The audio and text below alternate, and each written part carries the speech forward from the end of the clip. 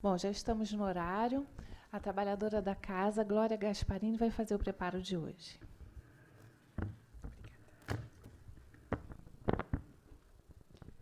Boa tarde a todos.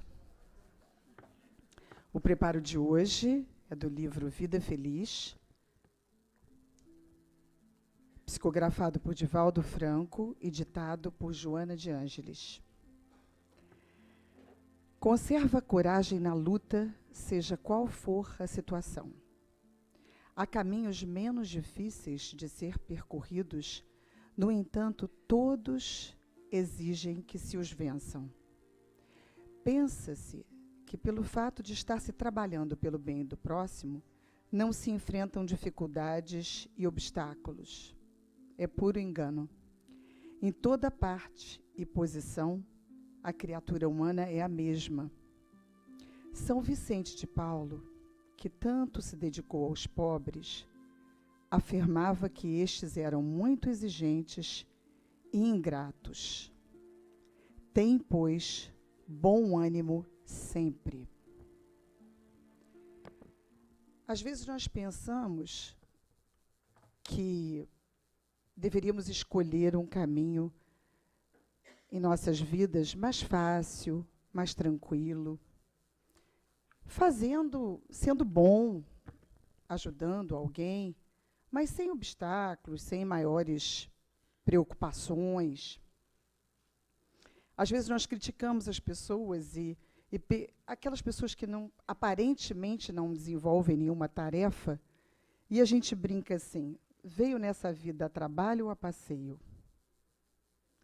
Ora, se estamos encarnados, tivemos outra oportunidade nessa encarnação, precisamos mesmo trabalhar, ir à luta.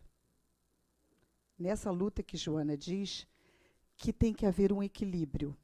Nem o trabalho exacerbado de rotinas enfadonhas que vão intoxicando a gente, nem o repouso exagerado que propicia o ócio. Segundo ela, a gente precisa mudar a nossa tela mental. É como se a gente tivesse uma outra ótica sobre o nosso trabalho. O trabalho na família, que não deixa de ser um trabalho, a interação com todas as pessoas que nos cercam na família.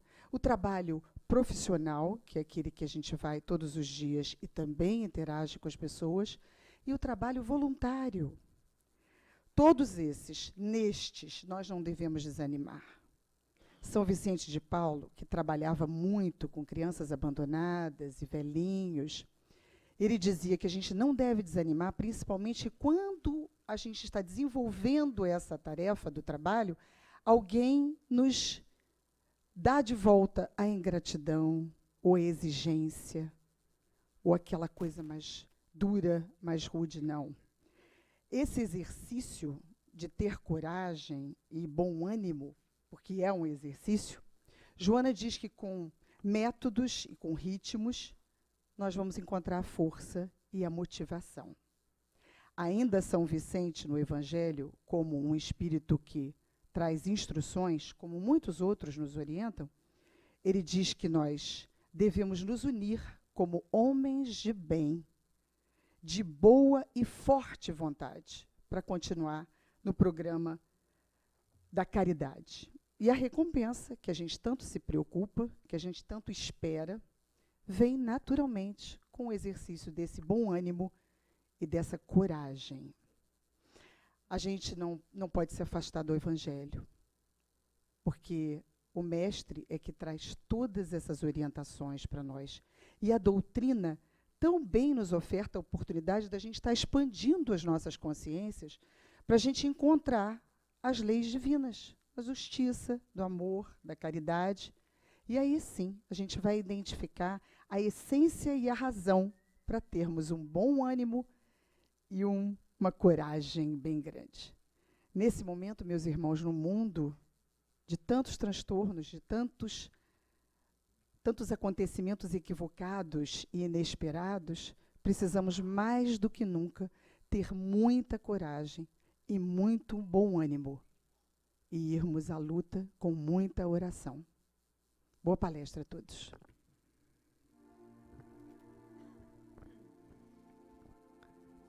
Obrigado, Senhor. Obrigado, Jesus, por esta tarde, por tanta luz que desce sobre nós e pela oportunidade de aprender, de nos conhecer melhor, de olhar para dentro e rever os nossos pensamentos e as nossas posturas diante da vida. Assim pedimos que nossa veneranda Joana de Ângeles envolva Leila Brandão com muito carinho, para que ela nos apresente os estudos que preparou para a tarde de hoje. Graças a Deus.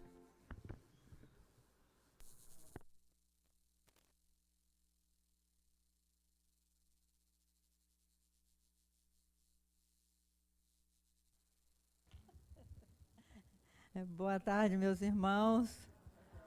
É uma alegria muito grande estarmos aqui hoje para refletirmos sobre os ensinamentos de Jesus, naturalmente. Kardec, ele coloca na primeira página do Evangelho segundo o Espiritismo: fé inabalável é aquela capaz de facear a razão, né? De enfrentar a razão face a face, em qualquer época da humanidade. A nossa fé só será inabalável se nós formos capazes de pensar. Como diz o educador Rubem Alves, educar é ensinar a pensar. Se nós não aprendermos a pensar, parece interessante falar isso, porque o nosso pensamento não para, né? Como dizem os orientais, o nosso pensamento vai igual um macaquinho louco, pulando de galho em galho. E é muito complicado você segurar o seu pensamento a fim de se beneficiar com ele. A maioria de nós se deixa levar pelos pensamentos viciosos que trazemos de tantas eras já vividas, de tantas existências já vividas.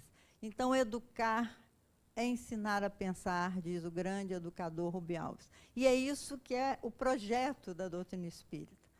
Que nós nos eduquemos, nos autoeduquemos, aprendamos a pensar com esses encontros que fazemos. Quando viemos para cá, o meu marido estava dizendo assim, mas esses espíritas são muito engraçados, porque ele ainda é católico. Esses espíritas são muito engraçados, porque fica te pedindo palestra para o ano de 2018. A gente nem sabe se vai estar vivo até lá, né? Mas nós temos que planejar, porque os oradores espíritas, por incrível que possa parecer, são poucos.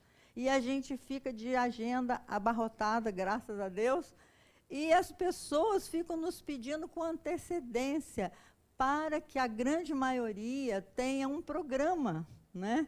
E nós precisamos preparar mais jovens para essa tarefa da tribuna, porque a gente vai passar, né, meus irmãos? Nós estamos em trânsito na Terra. Precisamos que os jovens vistam essa camisa de falar do Evangelho de Jesus, que parece que é uma coisa fácil, mas não é. Exige que a gente estude, que a gente pense, que a gente reflita. E é isso que nós vamos fazer na tarde de hoje, sobre a fé e a caridade. E Emmanuel, ele diz que a fé é aquela que diz, eu sei e não eu creio. Você só pode consolidar a sua fé quando você diz, eu sei que é assim. E não eu creio que seja assim. Eu sei que eu vou desencarnar e vou continuar vivendo. E não eu creio que eu continuarei vivendo. Não é? Temos que consolidar a certeza.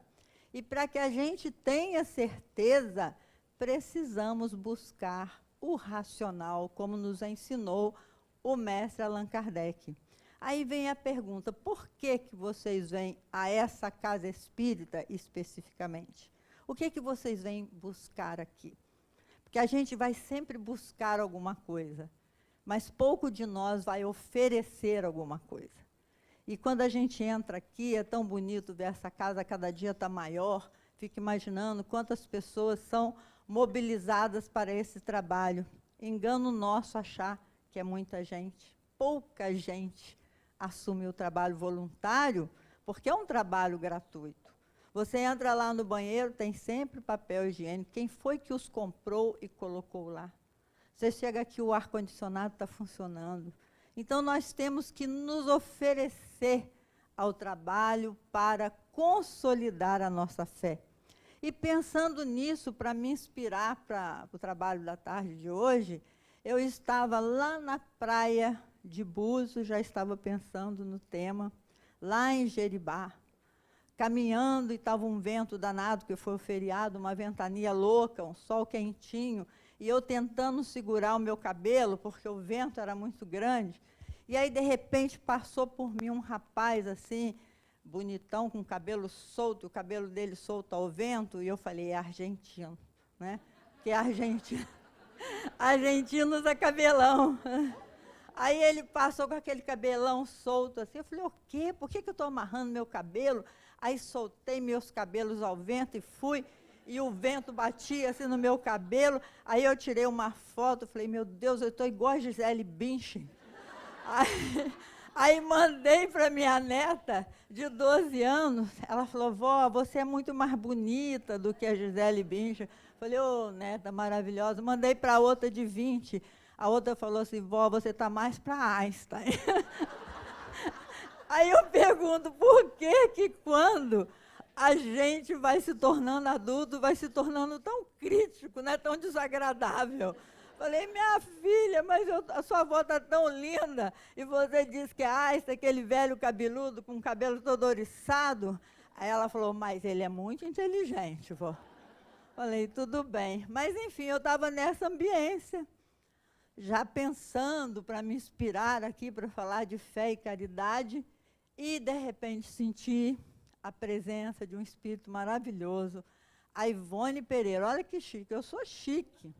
A Ivone Pereira, essa escritora lá de Valença, que nasceu em 1900, morreu em 1984, né, que trouxe, ela tinha um curso primário, Ivone Pereira, Ivone Amaral Pereira, né?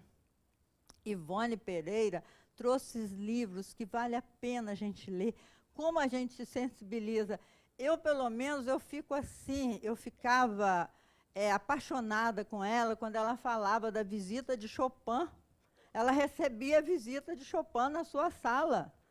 E aí Chopin vinha conversar com ela e pedia para ela assim, Ivone, coloca aí um concerto de Chopin para eu ouvir a minha própria música. Porque a época que ele viveu, ele não poderia ouvir numa televisão ou no rádio a sua própria música. Ele tinha que ficar sempre executando, né? Então, isso traz, assim, uma alegria para o nosso coração de saber sobre esse intercâmbio espiritual. Aí vocês podem estar duvidando, a gente pode duvidar, né? Como disse Kardec lá, já até citei aqui, quando ele entrevistou Moza na Revista Espírita de agosto de 1858, quando ele entrevista Moza através da médium Hermance Dufour, ele entrevista e Moza conta para ele como é a vida de Júpiter, etc. e tal. Aí Kardec, naquele bom senso, ele diz assim, olha, é crível que tenha outros mundos habitados. Não é? Quando os espíritos falam que existem outros planetas habitados, Jesus falou, há muitas moradas na casa do meu Pai. Então, é possível que tenha outros planetas habitados e que Júpiter possa realmente ser uma habitação de Moza. É possível, Kardec coloca na Revista Espírita. Então, ele diz assim, mas se você duvidar,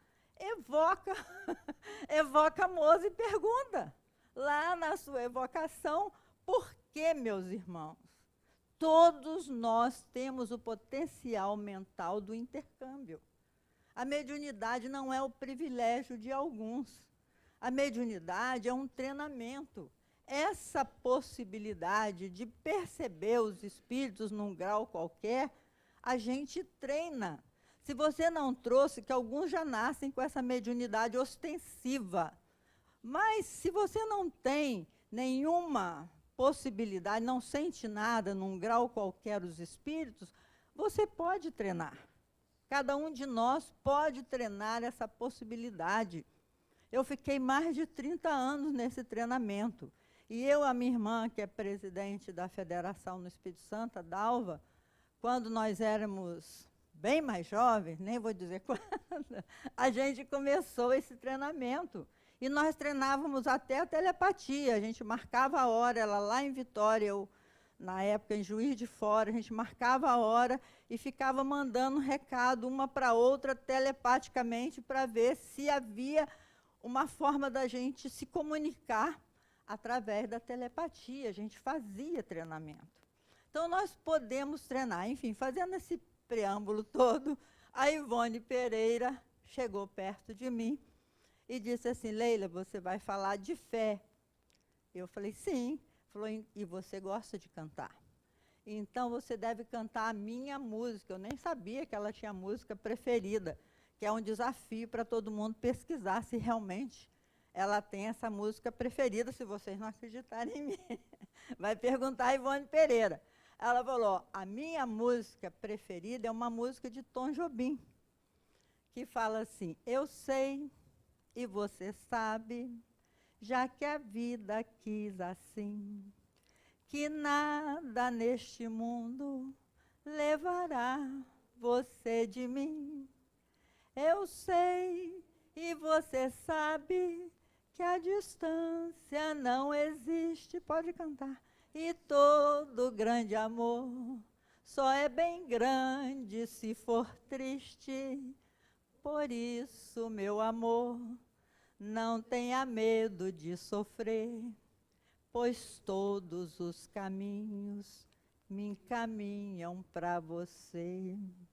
Assim como o oceano só é belo com luar, assim como a canção só tem razão se cantar, assim como uma nuvem só acontece se chover, assim como o poeta só é grande se sofrer, assim como viver sem ter amor não é viver. Não há você sem mim, eu não existo sem você. É lindo demais essa poesia de Tom Jobim, né? Que sabedoria, eu sei e você sabe. Essa é a fé, já que a vida quis assim, que nada neste mundo levará você de mim, mas não leva mesmo. Quando a gente constrói o amor, não existe distância, meus irmãos. Assim como uma nuvem só acontece se chover, assim como o poeta só é grande se sofrer, assim como viver sem ter amor, não é viver. Não há você sem mim, eu não existo sem você. Ou seja, nós não nos existimos separadamente. Nós precisamos uns dos outros para nos tornarmos pessoas melhores. É essa diversidade, que cada um traz a sua trajetória, cada um traz a sua história, que faz com que nós nos tornemos a cada dia melhores. Porque nós só temos uma vida. Os nossos irmãos de outras religiões têm razão, a vida é uma só. Mas nós temos múltiplas existências. Existe uma diferença entre vida e existência. A vida é Deus pensando, como diz Pietro Baldi. A vida é Deus pensando. Nós estamos imersos no pensamento de Deus. Vai entender isso, gente? Lê lá a grande síntese de Pietro Baldi. Quem entender aquele livro, vem contar para nós. Tem obrigação de vir.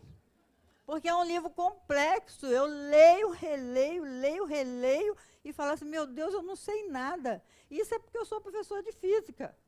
Não sei nada. A gente não sabe nada de nada. É impressionante como o saber está ao nosso alcance, mas nós preferimos ainda buscar as futilidades do mundo. A gente ainda prefere isso, porque o nosso estágio evolutivo ainda está impregnado do homem velho. Olha que Paulo de Tarso disse isso há 2000 anos atrás, né? Que Paulo de Tarso falou: desvista-se do homem velho e vista o homem novo. Tem até uma historinha que um filósofo, Humberto de Campos, que conta.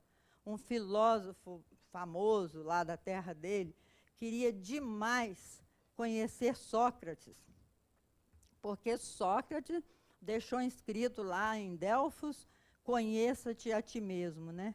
Ele disse assim: que será? Onde será que está Sócrates? Ai, se eu pudesse encontrar Sócrates, eu preciso conversar com Sócrates e saber o que ele diria para nós nos tempos atuais. Será que ele está reencarnado? Onde será que ele está? E aí diz que no desdobramento, o seu guia espiritual lhe levou até Sócrates.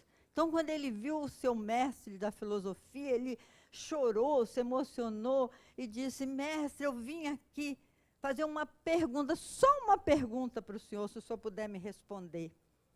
O que o senhor diria para nós, seres do ano 2020, para o terceiro milênio, para nós do século XXI, para nós do terceiro milênio, o que o senhor nos diria? E diz que Sócrates disse para ele assim: eu diria, conheça-te a ti mesmo. Porque até hoje a gente não consegue fazer essa busca, fazer esse mergulho para dentro da nossa própria trajetória. Cada um de nós tem a sua trajetória única, singular. E que, se nós quisermos trabalhar essa possibilidade, a gente tem como fazê-lo, mas é necessário fazer um esforço nessa direção. Agora mesmo tem o amigo do meu marido que vai se aposentar com 60 anos, e as pessoas ficam perguntando: mas não é muito jovem para aposentar com 60 anos? Pensando em termos de mundo, sim. Mas em termos espirituais, quem tem a possibilidade de parar o trabalho remunerado para começar um trabalho voluntário e sobreviver, é um grande mérito, meus irmãos. É uma bênção quem tem essa possibilidade, que ele terá. Mas a gente tem que se organizar para conseguir a nossa sobrevivência, para depois gastar o nosso tempo nesse trabalho voluntário, que o Espírito chamaram de caridade. A bandeira da caridade é a bandeira do Espiritismo. Fora da caridade não há salvação. E Tiago, irmão de Jesus, no livro Paulo Estevão, Tiago ajudou Jesus, ajudou Pedro na casa do caminho, a gente sabe disso, inclusive aquele cisma todo que teve entre ele e Paulo de Tarso. Todo mundo que leu o livro Paulo Estevão conhece um pouco de Tiago. Mas se você vê as epístolas que Tiago deixou escrito, 45 DC, ou seja, Jesus foi até 33, Tiago, em 45, deixou as suas epístolas escritas. Ele fala da fé. Tiago diz assim: a fé sem obra é morta. Porque se nós temos uma fé consolidada, consolidando os 5 princípios básicos para o nosso entendimento sobre a vida, ou seja, Deus é nosso Pai e Criador, o primeiro princípio. Segundo, a nossa alma é imortal. Nós fomos criados por Deus, só Deus é eterno, mas a nossa alma é imortal, porque nós fomos criados por Deus. Simples e ignorantes. Por que nós fomos criados simples e ignorantes? Porque precisamos crescer com o nosso próprio esforço. Esse é o livre-arbítrio. Todos nós devemos crescer com o nosso próprio esforço, porque senão nós seríamos uns bonequinhos feitos por Deus que nos mexesse a seu bel prazer. E, no entanto, não é assim, nós somos filhos de Deus. Você quer criar o seu filho sem raciocínio lógico, sem pensamento, apenas te obedecendo? Claro que não. Deus é nosso Pai, nos criou com o potencial do amor e com o potencial da sabedoria, e nos deu a liberdade para executar essas escolhas. Então, nós precisamos pensar, refletir sobre isso. Por que os espíritos trouxeram essa reflexão? Fora da caridade não há salvação. Por que o irmão de Jesus diz: a fé sem obra é morta? Se você acredita nesses 5 princípios, a certeza que Deus é nosso Pai, a imortalidade da alma, a pluralidade das existências. Quantas pessoas se inquietam, meus irmãos, com relação à reencarnação? Né? Traz uma inquietação mesmo. Se eu já vivi no passado, por que eu não me lembro? Por que eu não recordo o que eu fiz no passado? Isso traz uma inquietação. Desde Nicodemos, lembra aquele encontro de Jesus com Nicodemos? Nicodemos, que era doutor da lei, vai na calada da noite buscar Jesus para saber sobre aqueles ensinamentos. Ele ficou inquieto e ele perguntou: Senhor, mas é necessário nascer de novo? E Jesus diz, com todas as letras, é necessário nascer de novo. E Nicodemos insiste: mas como pode um homem já velho? Essa pergunta eu acho genial. Como pode um homem já velho entrar novamente no ventre de sua mãe para nascer de novo? Olha que pergunta bem feita, né? E Jesus, como ele ia explicar sobre a reencarnação naquele momento? Ele respondeu metaforicamente: o Espírito sopra onde quer. Ninguém sabe de onde ele veio, nem para onde ele vai. O que é nascido da carne é carne. O que é nascido do Espírito é Espírito. Não te admires que eu te diga ser necessário nascer de novo. É lógico que, se a vida fosse uma só aqui, nessa existência, nesse curto momento, seria uma injustiça muito grande. Nós não poderíamos acreditar na justiça divina, que teria criado seus filhos para viver menos do que uma planta. Tem árvores nos Estados Unidos que vivem 2.500 anos. Tem tartaruga marinha que vive 550 anos. O ser humano, além de viver pouco em relação a esses outros seres, ainda tem que dormir toda noite. Na verdade, a gente dorme 1/3 da nossa existência. Para que essa dormição toda, né?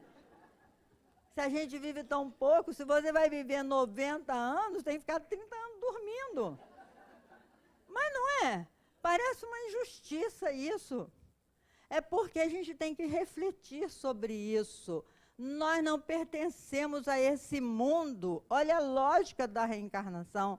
Nós não pertencemos a esse mundo, nós estamos em trânsito. E precisamos de noite, quando o nosso corpo repousa, a nossa alma vai encontrar com os amigos espirituais para respirar. Vai sair do corpo e vai ter o seu repouso, para que volte outra vez para a lida. É tudo tão bem feito. E por que a gente não recorda de vidas passadas? Porque a gente não quer recordar. Todos nós temos possibilidade de recordar. Mas por que a gente não quer recordar? Aí que vem a pergunta: para que serve ficar lembrando do passado? Para sofrer? Porque se a gente recordar que entre o meu filho, a minha neta, está aquele espírito que eu prejudiquei no passado, ou que fui prejudicada por ela, das caminhadas equivocadas que nós fizemos no passado, qual seria a vantagem de recordar isso se a gente não suporta nem lembrar de coisas de 20 anos atrás? Olha, quando a gente tem uma mágoa, muitas vezes eu me surpreendia assim, às vezes eu ficava chorando assim, e falava assim para mim mesma, Leila, por que você está chorando? Aí eu falei, gente, eu estou me lembrando de coisas que ocorreu 20 anos atrás. Por que a gente não joga isso fora? Por que a gente faz questão de lembrar uma coisa que a gente fez errado, que nos magoou, que nos fez mal? Agora, você imagina se a gente vem com essa bagagem de recordação para esta nova existência. Nós não suportaríamos, meus irmãos. A gente ficaria obstaculizados para caminhar, para progredir. Então, a reencarnação é uma lei. Se a gente não gostar dela, tudo bem, é um direito que você tem, mas você vai reencarnar, porque é lei. A lei é para todos. Não há jeitinho, porque lei que tem jeitinho e que tem privilégio não é justa. A lei é feita para todos. Então, nós fomos criados simples e ignorantes, com potencial para crescer em direção ao nosso destino de sucesso e felicidade. Não fomos criados para a dor. Eu gosto de repetir isso, porque tem pessoas que dizem assim, eu estou assim mesmo como Deus quer. Assim mesmo como, dá tudo errado na minha vida, fulano me deixou, mas não é Deus quem quer que essas coisas aconteçam na nossa vida. Deus quer que nós sejamos felizes. Para isso nós fomos criados. Então é necessário pensar. Diz William James, um psiquiatra americano, que nós não usamos nem 10% do nosso potencial mental. E tudo começa no nosso pensamento, tudo. Se a gente foi construir essa mesa aqui, alguém pensou nela, alguém desenhou. Tudo que temos aqui na Terra foi pensado por alguém, ou por um grupo de pessoas, ou por uma herança que nós recebemos. Então, o terceiro princípio da doutrina espírita, os princípios básicos que consolidam a nossa fé, é a reencarnação. Nós estamos aqui agora em trânsito e vamos retornar ao mundo quantas vezes foram necessários para o nosso progresso espiritual, porque Deus nos ama. E por isso Jesus falou, se uma ovelha do meu rebanho se desviar, eu vou parar todo o rebanho e vou atrás da ovelha desgarrada. Então, nós somos todos solidários, quer queiramos ou não. No quarto princípio básico da doutrina espírita, que os espíritos vêm nos contar, e desafia a cada um de nós a desenvolver esse potencial, que é o potencial mediúnico, é que nós podemos nos comunicar com outras dimensões. Esse potencial pertence a todos nós. Basta que a gente queira e que ache necessário se comunicar com seres que já estão na dimensão espiritual. E, por último, a pluralidade dos mundos habitados. Então, são 5 princípios que consolidam a nossa fé. Então, se a gente tem esses 5 princípios pensados, buscando lógica para entendê-los, né? Buscando na ciência subsídios que possam colaborar para essa certeza, nós não vamos agir como o homem velho mais. A gente vai estabelecer prioridades na nossa vida.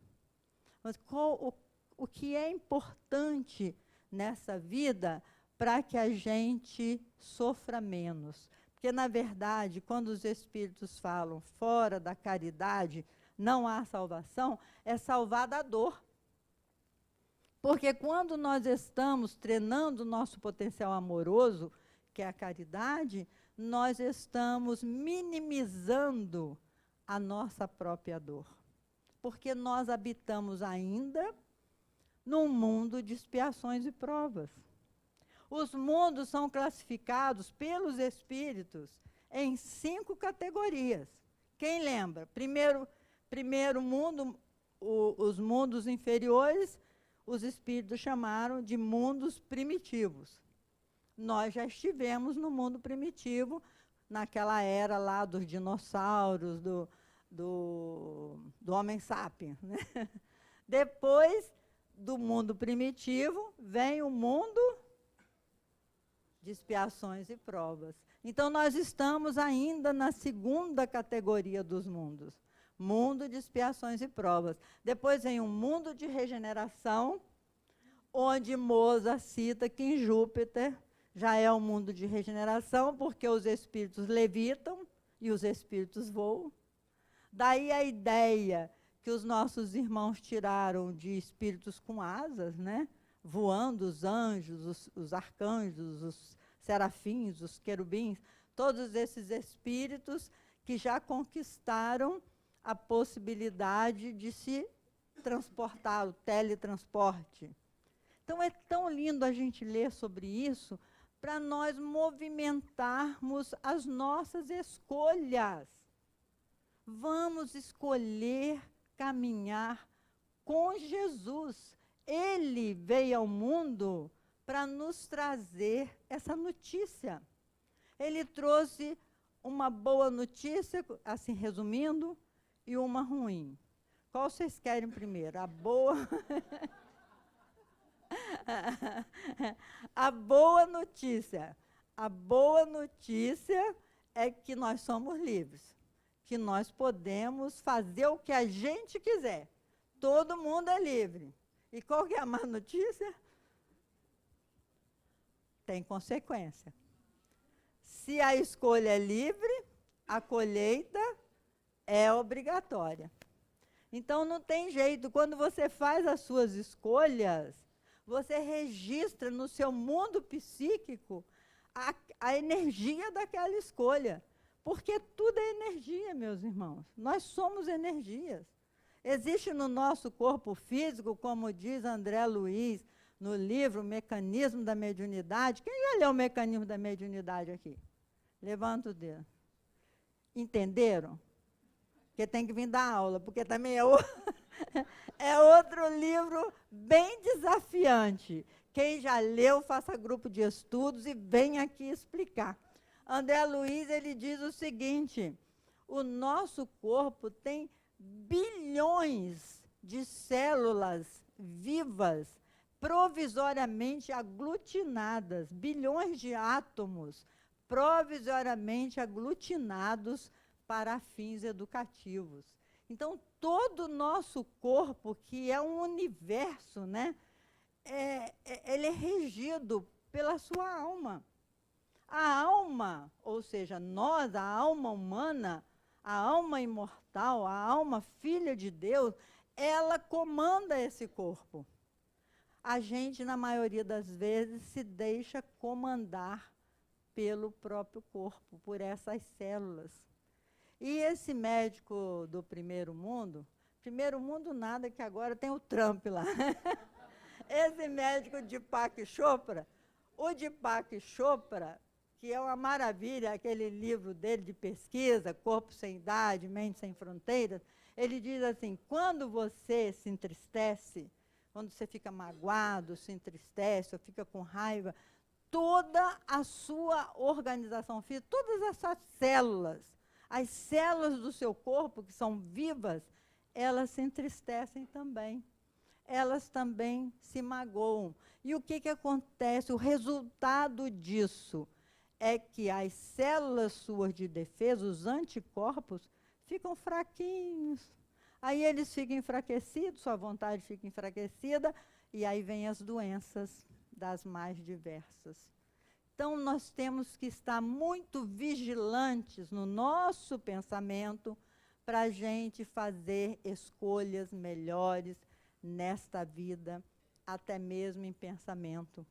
E outra grande estudiosa americana da Universidade de Harvard, que a gente tem muito orgulho dessas universidades americanas, que trazem tantas descobertas para o mundo, né? Porque os Estados Unidos, eles são um povo maravilhoso, que valoriza a educação. Quando tem algum gênio, alguma parte do mundo, eles vão lá e catam e levam para lá, porque aí as descobertas eles ganham em cima, né? E estão sempre movimentando o capital de forma surpreendente.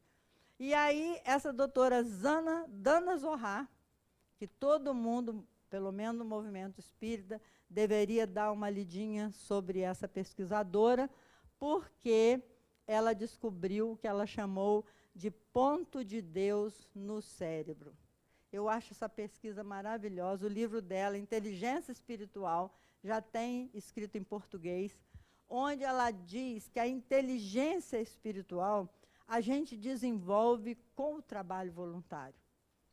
Ela pesquisou, porque para ser uma pesquisa válida, é preciso que se experimente muitas vezes para se chegar a uma conclusão. Ela pesquisou entre pessoas que trabalhavam voluntariamente e ela percebeu que as pessoas que fazem o bem pelo bem, fazem o bem porque amam o bem, amam fazer o bem, se sentem bem fazendo o bem, as pessoas têm um ponto iluminado no cérebro.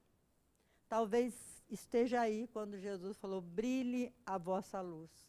Porque esse ponto iluminado no cérebro permite, segundo ela, que as pessoas tenham mais saúde, tenham vida mais longa e tenham um olhar mais bonito, um olhar cheio de vida, um olhar penetrante. Vocês já viram quando a pessoa está para morrer, que o olhar fica gazeado, né? Não, isso a gente não quer, não. A gente quer um olhar vivo, bonito, cheio de vida. E, para isso, temos que fazer o trabalho do bem pelo bem.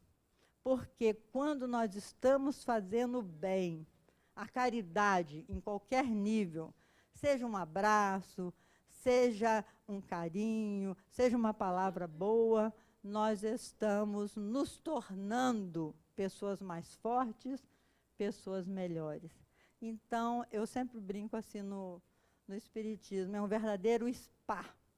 O nosso spa é com Jesus, é trabalhar no bem de forma incansável. Aproveitando os 5 minutos que nos resta, queria fazer a divulgação do nosso livrinho de poema que nós deixamos aí. Algumas pessoas têm lido, têm dito para mim que está servindo até de autoajuda, que lê uma poesiazinha e se inspira, fica meditando, que é uma forma de nós ajudarmos também o movimento espírita. E aí vou falar uma poesiazinha que tem dentro desse livro que chama O Tom Poético das Musas. Caminhei mais uns passos nas ruas do meu destino e entre aplausos e censuras enfrentei com doçura os meus fantasmas. Uns eram fortes e bravios, outros eram livres como as crianças. Sentei ao relento de mim mesma com cada um deles e os examinei nos mínimos detalhes. Aos mais fortes do que eu, disse-lhes convicta, saiam, eu sou a dona que decide aqui. No entanto, aos outros, os mais tímidos, deixei que agasalhassem na minha alma a certeza do domínio. Depois, ri alto e gostosamente ao constatar que os meus fantasmas são muito fortes, mas convivem amistosamente com a minha fragilidade. Muita paz, meus irmãos, que o fantasma de cada um, seja fantasma mentais ou fantasma realmente obsessores, que vocês possam conviver amistosamente com toda essa gente, porque nós nascemos para o amor, para a fraternidade, e que o Trump, que eu citei o nome dele, onde quer que ele esteja, possa receber as vibrações amorosas de todo o nosso movimento espírita, para que ele se inspire e leve a termo uma nação tão bonita e possa ajudar o mundo inteiro. Muita paz para todos.